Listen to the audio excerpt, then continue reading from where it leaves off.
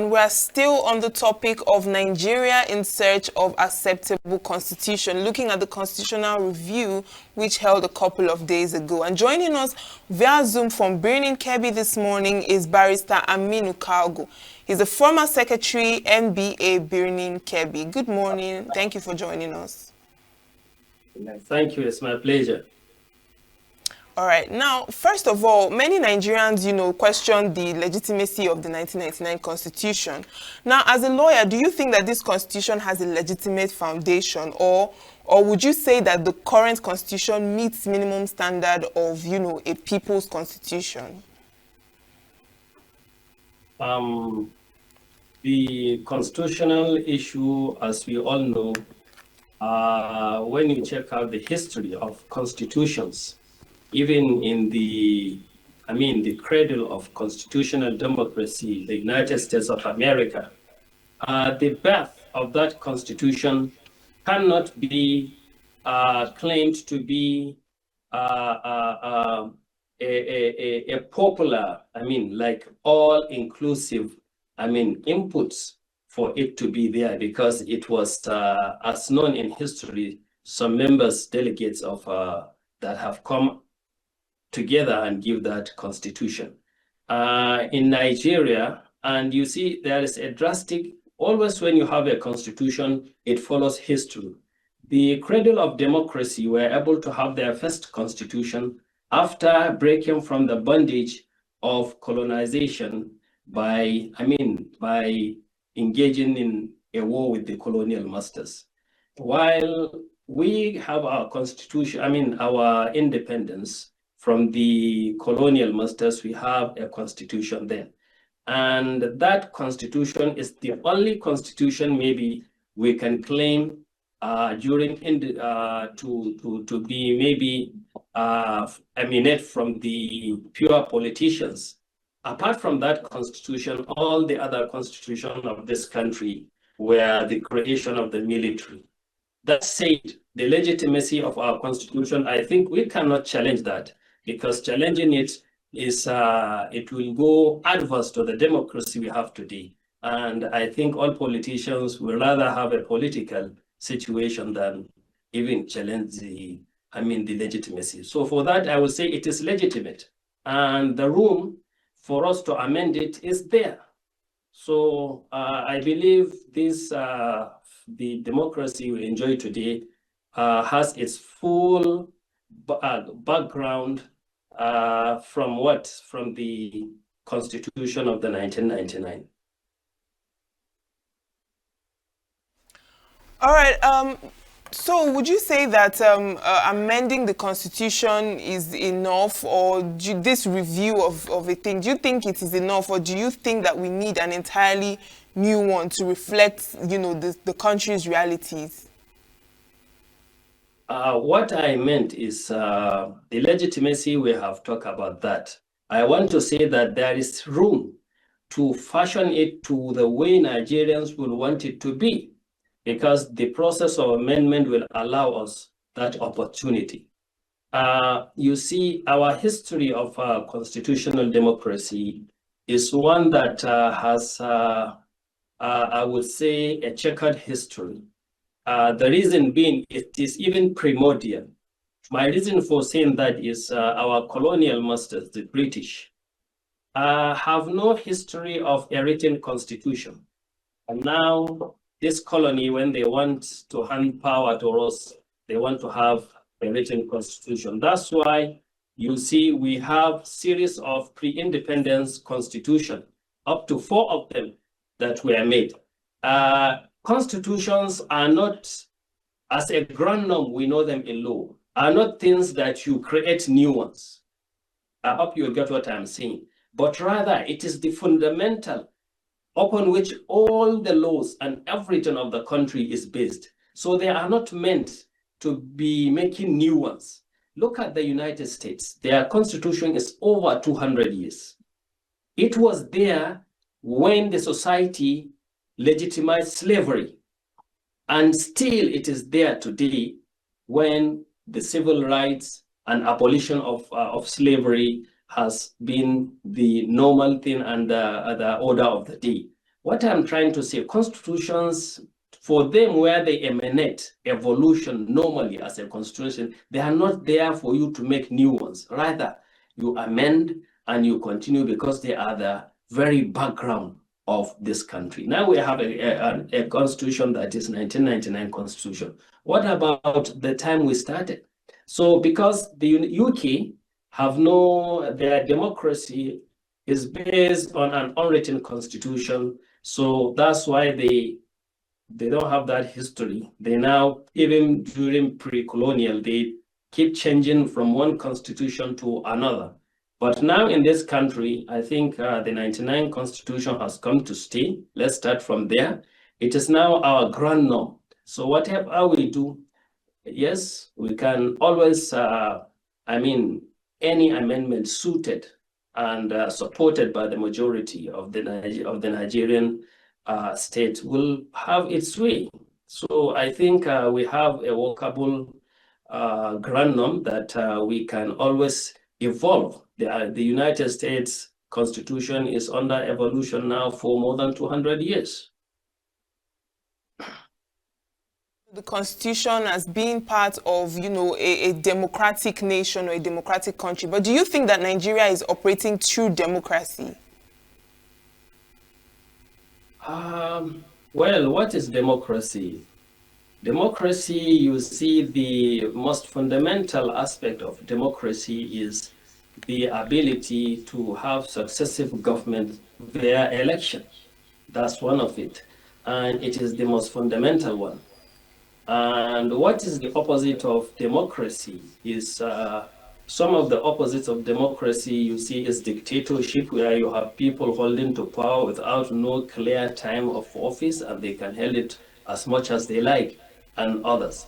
So I think the fundamental, essence of democracy is clear in Nigeria, because we do have elections, and our governments from 1999 successive are being, power has been taken through a political process and election. So the system is there.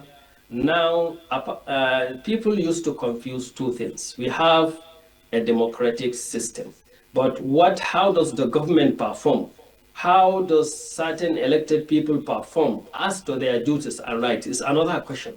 You can have a democracy and people in power not delivering as they ought to. That does not, underrate or undermine the system on ground. So to me, we have a democracy. All right, and in line with that as well, there is also this idea or this demand for a system of government where, power is divided between the federal government and the state government. So what is your view on that take on federalism? Federalism, it remains to see what the issue, the exact questions of federalism we are talking about, because our constitution is a federal constitution, and you can see how the state governors have autonomous powers to the larger degree, unless on things that are on the exclusive list. You find out the governors have the control of their states in matter of the resources they have for the states, and they have a House of Assembly to cater for them. There is always this clamoring in Nigeria, and you will find some people in trying to define or to, fashion out what type of federalism we want to do, are pushing issues up to a level of thinking of a confederation. But our constitution is one of federalism. I just want to say there are two issues here when it comes to issue of constitution and its amendments. You see, the idea or the notion you need certain change to be done in the constitution is a political issue. The other thing is the procedure. The procedure to amend the constitution, you see, that is a legal, stringent constitutional legal issue. And in this country, when we have those ideas, we also want to cross over this procedure to have, to hoodwink it and have it in a go, not allowing the process to follow its natural process. There's nothing wrong for every Nigerian or any class of Nigerians or society to propose an amendment. Nothing wrong about that. But to insist that it fall through without following the due process, that's another question. And as you know, the procedure for amending the Constitution is stringent.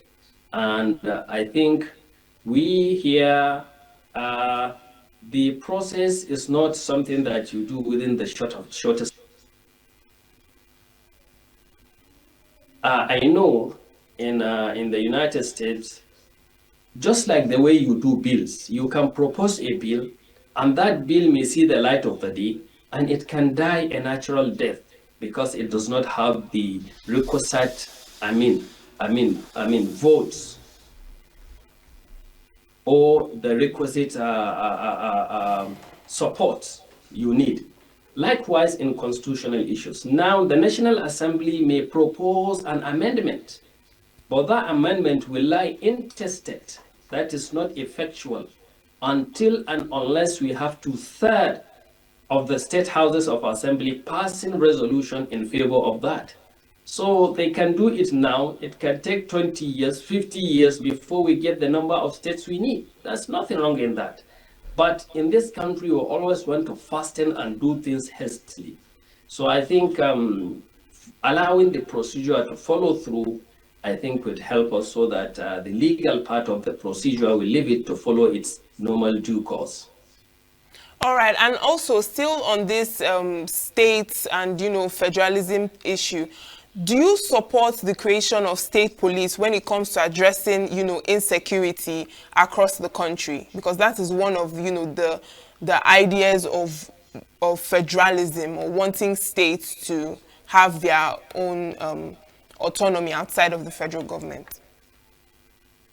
You see, this is a national stage, and my opinion, yes, I have my opinion, but I have to attest and concede that I am aware that the popular inclination now, both in all the geopolitical regions in Nigeria, is tilted towards, the creation of state police. But my personal opinion is that I am not in support of state police. And my reasons is that when we look at the issue of state police, we tend to think that having this state police will vamper and help us in the manpower we need. But I want us to understand that the state police are not increasing in linear way. It's not a linear expansion of the policing in Nigeria. It's going to be a lateral one. Let me give you an example.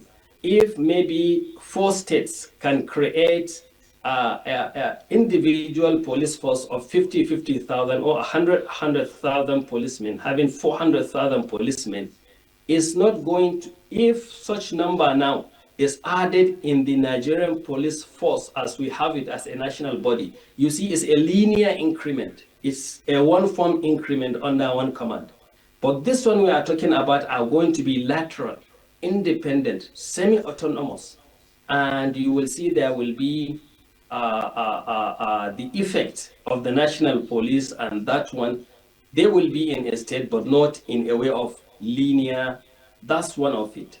The second one is the states are complaining about their funds now, but they are willing to have the police force, and a lot of people are thinking that it may be used for other purposes, especially when you look at how our elections are made. I think time will come when Nigeria will be developed to that level. And my third argument is that when you look at institutions in Nigeria, the federal institutions, I have to say this, are somehow in a higher degree of competency when you compare them to the states one. Be it federal hospitals and federal and state hospitals, be it federal universities and state universities, and so on and so forth. And I have looked across all, different, stratas or an agency, and it is always like that. So now are we creating another mediocre, 36 different mediocre level police establishment, or semi-autonomous, parallel to the one we have? So I think there's a lot of rethink in that. And some of the problems of various states are so different. And I'm so worried about the northern region, where we have this insurgency of banditry, insurgency, ideological insurgency in the northeast, and we have the banditry issue in the northwest.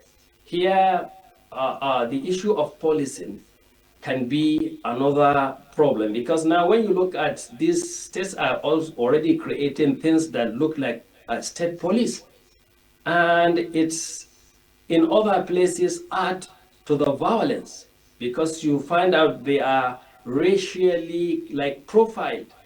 When you have a police that is mainly from one ethnic group and the other ethnic. So I'm sorry to raise these issues, but there are real concerns that we have to look at. And various regions have their own various security issues. The north is different from the southeast and also the southwest. All right, but some people are also of the opinion that if states had their own state police, some of the attacks, like the Benue killings and other similar killings that have occurred in recent times, would not have, escalated to the point that it did if the states had their own security personnel. No, I differ. I see it differently. Benue State have no state police, but they have already an institution which they have created, in defiance to central government during the Buhari region. They have rangers. They have rangers to cater for the issue of the law they make about ranching. Has it helped matters? I don't think. And even what we are seeing has to do with that. So I think when let me go back to history. At that time, those rangers and state police, even if they have state police at that time, they will work just in the same manner as the rangers, have worked. There was a time, so these are some of the issues that I think now if River State had police, when all this thing is happening, during which led even to the issue of this state of emergency, what will your imagination be? So I know this. There was during the last constitutional review, we have presented a point on behalf of the Council of Ulama at the hearing, Senate hearing here in Sokoto. And these issues were trashed a lot concerning the issue of state policy. I believe I have just raised some of the concerns. Yes. All right, now let's look at politics, political structure and, party system. Now, we know that the Constitution also affects how parties operate and, how elections are run as well. And there has been, demands and calls for accountability when it comes to our political system. Now, what reforms do you think are needed to make our political system more transparent and accountable? Do you support the idea of, allowing independent candidates to run in future elections? Well, my humble opinion, I support that because it adds to the, freedom and transparency. I think it's a good thing for democracy if we can allow for, independent candidature in our politics. Yes, I 100% support that. All right, and I asked what other reforms do you think are needed to make our political system more accountable and transparent? I think what Nigerians need to do is, let me tell you a story by one of my seniors, late former Attorney General of Kebbi State, that is Dikko. He was one at Harvard studying. He said, one of the professors there asked him, "Do you have the constitution of your country, Nigeria?" He said, "Yes." And he presented him with the Nigerian constitution. And after the professor had studied it for some days, he returned and handed it back to late Attorney General Dikko, former Attorney General. And he said when he is trying to give his opinion on what he has, he said, this is not a constitution. This is a manual for good governance. What am I trying to say? Our constitution is very, very explicit, and it has gone far and wide to cater for a lot of things. It's unlike the American Constitution, which deal with loaded principles that you have a larger platform to interpret, but it goes even to the nitty-gritty of a lot of things. So in a nutshell, I'm saying what we need patriotism, and we need integrity in following up through, because we have a lot of interesting things in our laws, but it is hindered for lack of real patriotism for this country and the menace of corruption, and that the law is on one side while we're operating on the other. I think what we suffer from largely in Nigeria has to do with this, not because of such shortages of law or inaccuracy of the, constitution that we have. All right. Now, also looking at the judiciary as well. Now, how can this review process, guarantee independence of the judiciary? What are the legal gaps, or what legal gaps would you say are in the current constitution that allow the executive arm to interfere with the judiciary? No, the constitution is very clear about the independence of the judiciary. I think where the issue is the problem is in the area of how the evolution and our move into the operation of the constitution, because you can see it has been the norm from the military era, that is the bureaucracy on how everything is amassed at the center. So when this constitution come into operation, most of the bureaucratic ways of allocating monies have remained the same. And that's why it's causing all this problem of the autonomy of the judiciary. But I believe the constitution is very clear that the judiciary, is independent, and from the consolidated revenue it should have, it's part of what is needed in running it. So I think the mechanism is just to get the bureaucratic regime correct by the executive being fair enough to really express it, because the judiciary, by their nature, cannot comment and cannot make certain demands, and that's why it is being very difficult to do. And that's why previously, as part, you see how the Nigerian Bar Association and also the judicial staff unions have been doing their best to see that this issue have been laid to rest. During the administration of the former president, the issue of this judiciary autonomy was on board, and there was even an announcement to the effect that it has been put in place. As at now, the national center of the judiciary is even enjoying more autonomy than the states. So we hope to see that both at the national level and the state level, the judiciary is wholly independent. All right, and very quickly, finally, we find that many Nigerians feel left out of, government processes and participation when it comes to these issues around the Constitution. Now, how inclusive would you say that this current review process has been so far?